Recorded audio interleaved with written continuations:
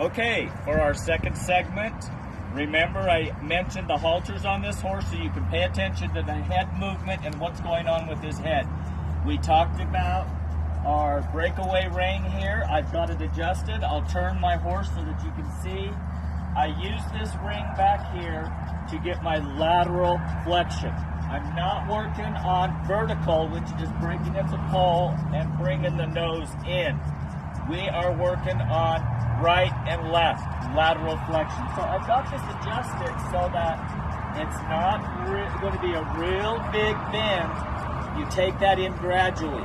So you notice I mentioned before, you trombone down the rein. You notice he gave me his nose. Okay? That's being soft on the eights. That's what our goal is. So I'm going to attach these little snaps right here on a plain snaffle bit. This is not a shank bit. This is a training bit. It's a snaffle bit. It's very important that you put that in your memory bank. A snaffle bit is for right and left lateral flexion. Okay, I'm going to step away and I'm going to allow him to just kind of turn and feel that pressure. He can still see me, but he's got that flexion, that lateral flexion to the left. I'm going to kind of take my little lunge whip here and just kind of tap the ground and ask him to move. At this point, I don't care. I don't care if he kind of walks a big circle, a small circle. It doesn't matter to me. Okay. From there, once I get that, the bend right and left, and I'm only going to bend one direction so that we can kind of shortcut this clip. But there are no shortcuts in training horses. Remember that. What you do to one side, you have to do to the other. I'm using this as an example. So I'm going to take this off, and I'm going to readjust it.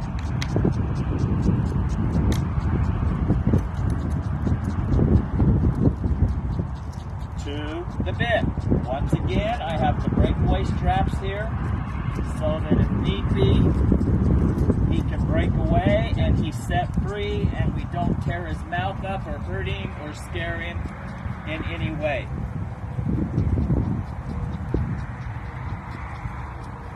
Okay. The next step then, after I get the lateral flexion right and left, is I loop this roping rein, so to speak, over the horn, and I just ask him to move out. There's no restriction here. I just want him to move out. I don't care if he goes into a trot. I don't care if he gaits at this point. I don't care if he just walks like he's doing right there. You can notice the pretty head nod there. He's kind of trotty right there, as you can see. I don't care. All I'm asking for is a forward, free, moving horse. Because you cannot get him on the bit if there's any kind of resistance at all. The definition of being on the bit is using the hindquarters, they're engaged properly, raising the back, and the horse moves without any, in a relaxed way, without any resistance at all to your aids. Once you ever ride a horse that is on the bit, you will never go back to anything else because it is like a well-greased machine. Everything is working properly and it's functioning in its proper and normal place. So at this point, we're just asking him to move out. I may just encourage him to go into the next phase. Now you can see why we do this. This is good for you to see. We want free movement. Okay? He kind of celebrated there. I don't care. I just ask him to pick up the pace. Now you can see why it's important not to tie their head down right away. If his head would have been tied down there and he would have just been celebrating like that, he would have got himself in trouble. So make sure they are moving freely, okay?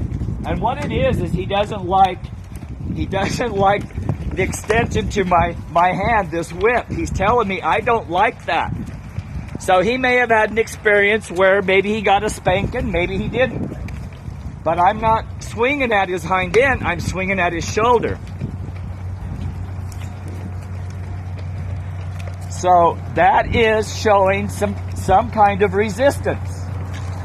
He cannot be on the bit if he's showing any kind of resistance at all. And that is resistance. All right, I'm going to go ahead and stop him here. Whoa. Good boy. Remember, if you go one direction, you have to go the other way. So I'm going to switch hands. I'm going to come over here, and I'm going to ask him to switch directions and go the other way. Now, I'm going to do exactly what I did this direction that I did the last. I'm going to swing at his shoulder. If he celebrates, kicks out, throws a little fit, we don't care. Our goal for this lesson is move your feet forward freely without locking up. He's cantering right now. Good for him. I don't care.